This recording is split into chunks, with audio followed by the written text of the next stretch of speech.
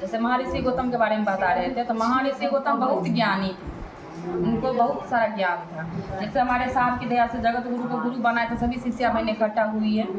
इसी तरह महर्षि गौतम का आश्रम में जब हमारे महर्षि गौतम ज्ञान का जब बात करते थे तो सभी शिष्य उनके दरबार में जाकर सुनते थे सब ज्ञान का बात।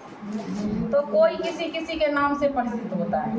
इस तरह हम लोग अभी क्या कहते हैं बात में कि साहब की दया से हम लोग को 3 सूत्र मिले, भोले बाबा को अपना गुरु बनाए हैं। क्या कहें, हमारे भोले बाबा तो आदि कालों से अंत तक रहेंगे, फिर भी हम लोग उनको नहीं जानते थे कि इंसान आया, इंसान के रूप में आया, चाहे वो ईश्वरी हो, तो सबको हृदय में बसा गए भोले बाबा। इसी तरह महर्षि गौतम जो थे तो अच्छा ज्ञान, अच्छा जो बात बताते थे, तो सभी ऋषि मुनि का मेला लगा रहता था उनके घर में, बहुत सारा शिष्य था। लेकिन महर्षि गौतम अपने पत्नी के नाम से जाने जाते थे, सभी कहता था कि अहिल्या का पति। तो जब उनके यहाँ आश्रम में जाता था तो होता है, अगर कोई चीज़ ज़्यादा देखिए अच्छाई की ओर जाइएगा तो पेन खींचने वाला रहता है, शिकायत कर, देखिए शिकायत भी उसी का होता है जिसमें अच्छाई होता है। बुरा इंसान को सब जानकर कोई उसका बुराई नहीं करता है, इतना याद रखिएगा। तो महर्षि गौतम का सभी मतलब जो था ना, जो भगत शिष्य लोग, तो सबका पत्नियां जैसे कहीं गई बात की तो सभी को एक ही बात सुनाई पड़ता था कि अहिल्या का पति इतना गुणमान है। लेकिन ये किसी को समझ नहीं था ज्ञान के अभाव से कि अच्छा गुण दे रहे हैं तो सबका पति पर तो अच्छा ज्ञान आ रहा है, लेकिन ऐसा कोई नहीं सोचा। सबको मन में लगा कि अहिल्या का बड़ाई हो रहा है कि अहिल्या का पति इतना गुणमान है, अहिल्या का पति ये, अहिल्या का पति वो। सबको सुन के सबको पत्नी बोला कि हम लोग का क्यों नाम नहीं होता। तो अपना पति से जाके बोलने लगी कि देखिए से आप लोग तो आश्रम में जाते हैं ऋषि के पास, लेकिन आपका तो कोई नाम नहीं है, लेकिन अहिल्या की इतना सारा नाम, इतना सब कोई नाम ले रहा है, से आप लोग जाना बंद कर दीजिए, नहीं तो अपना नाम मांगिए। जैसे कहते हैं ना कि हमारे भोलेनाथ को देखिए, जहाँ पे रख दीजिए वही नाम से, जैसे कहते हैं ना कि बैजूनाथ हैं, ये भूतनाथ हैं, ये कैलाशनाथ है, जहाँ पर रख दिए वही नाम से परिचित हो जाते हैं। तो इसी तरह जब वो सब कोई पर औरत देखिए, अगर प्रत्येक दिन अगर पति को कोई बात के लिए टोचर करिएगा तो एक दिन उनके पर हावी होगा वो बात। तो सब औरत अपना पति से कहने लगे कि वैसा करिए वैसा करिए, मत जाइए। तो सबको लगा सही बोले, इतना सा विचार किया सभी ऋषि, उनका जो शिष्य थे महर्षि गौतम का, सही बोल रहा है, ये सही बोल रही है कि उसका तो नाम है, हम लोग का कोई नाम नहीं। तो वो लोग एक दिन क्या किए कि भगवान को पूजा पाठ गणेश भगवान का किया कि भगवान को प्रसन्न करने के लिए भगवान से कुछ वर मांगा जाए। भगवान को कोई भाई कहता ना, देवी देवता को हृदय से जब पूजिएगा, इनसे दया याचना करिएगा तो हमारे दयालु गुरु भी दया करते, कोई माँ भी हो या हमारी कोई देवता भी हो तो हम लोग पर दया करते। इसी तरह तो महर्षि गौतम जो शिष्य थे तो गणेश भगवान का पूजा किए, गणेश भगवान का पूजा किए तो भगवान प्रसन्न होकर प्रकट हुए तो बोले कि से वर मांगो। तब सबको बोले वर मांगने के लिए, तो बोले कि ठीक है एक काम कीजिए, महर्षि गौतम के बारे में बताए वो लोग, ऐसा कीजिए कि उसमें कोई लाछन लग जाए। तो गणेश भगवान सोचे तो वो बहुत ज्ञानी है, दानी है, अब कोई भी ऐसा उसमें आचरण नहीं है, कैसे उसको अचरंग लगा दे। भगवान बहुत सोचने लगे गणेश भगवान। लेकिन सब भक्त जो था जो पूजा से प्रसन्न किए थे, सबका मन में था कि नहीं आप ऐसा कीजिए तो वो बदनाम हो जाए। लेकिन भगवान को पूजा से प्रकट किए थे, प्रसन्न किए थे, तो भगवान को तो वर देना था।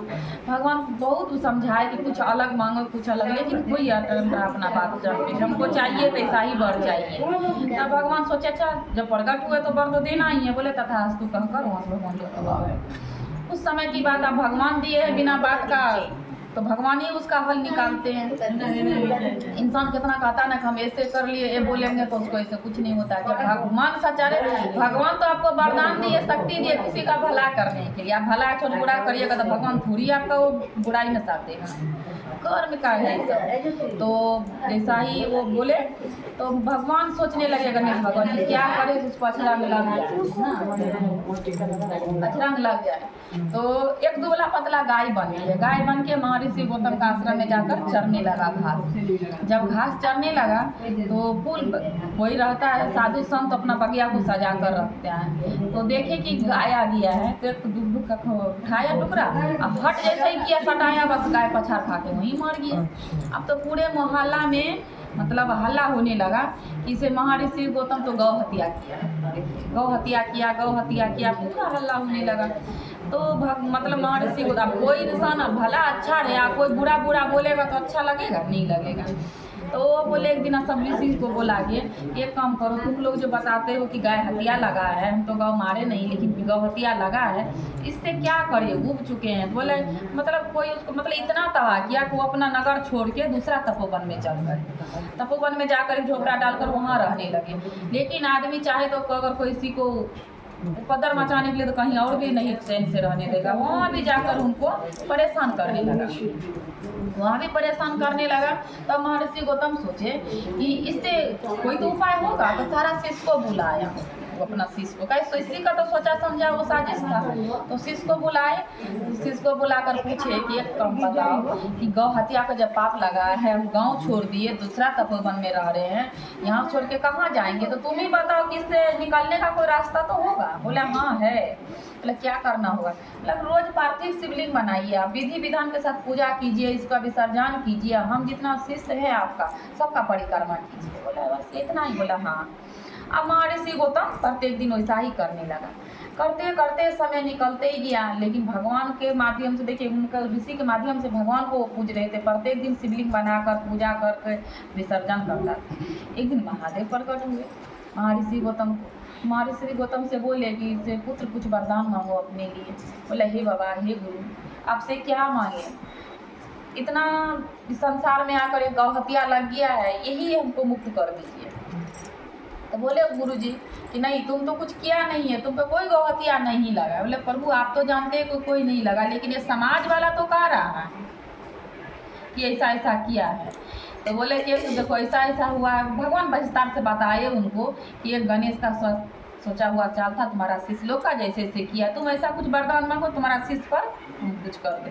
तो बोले नहीं प्रभु, शिष्य लोग का कोई कसूर नहीं है, अगर शिष्य ऐसा नहीं करता तो आज हम आपसे मिल पाते नहीं मिल पाते। तो आप ऐसा कीजिए कि शिष्य को भी अच्छा ज्ञान दे दीजिए, उसी का माध्यम से आपको हम पाए और मुक्त हो गए। तो गुरु बहना कहने की अर्थ ये है, हम लोग अपने जगत गुरु की चर्चा में उपस्थित हुए हैं और सबका अपना अपना गुरु है, सबका अपना अपना भाव है, अपना अपना भाव लगाना है। 3 सूत्र सभी गुरु भाइयों को पता है।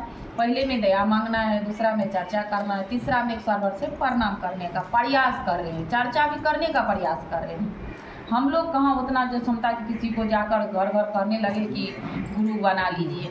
गुरु का इच्छा होता है तो कोई गुरु बहना जुड़ जाती है, चाहे कोई गुरु भाई जुड़ जाते हैं और नमन करने का प्रयास कर रहे हैं। क्योंकि देखिए हम लोग जब नमन करने बैठते हैं, ये बहुत मन चंचल है, ठहरता नहीं है, कुछ ना कुछ आपको याद आएगा, कोई ना कोई काम रहेगा जो जल्दी रहता है। तो मन एकत्रित नहीं होता कि 5 इंद्रियां हैं हम लोगों के पास में, जो साधु संत बस इसको बस में कर लेते हैं, लेकिन हम लोग कहाँ कर पाएंगे, उतना हम लोग साधना ही नहीं कर पाएंगे जो इंद्रियों को बस में करेंगे। हाँ, लेकिन कलयुग में एक रास्ता मिल गया है। हम लोग कहता ना कि इसे सिल पर भी रोज पानी डालने से कहावत है कैसे कि उस पर भी निशान पड़ जाता है। तो हम लोग इस समय से रहते ही पहले अपने जगत गुरु को गुरु बनाए हैं, दया की याचना कर रहे हैं, चर्चा करने का प्रयास कर रहे हैं, चाहे कहीं चर्चा को गुरु बना रखती है जाने का प्रयास कर रहे हैं, एक साथ पर प्रणाम करने का भी प्रयास करें। हो सके एक नमन जगत गुरु के चरणों तक चल जाए इस कलयुग में, तो इस लोक से हम लोग का जिंदगी धन हो जाएगा।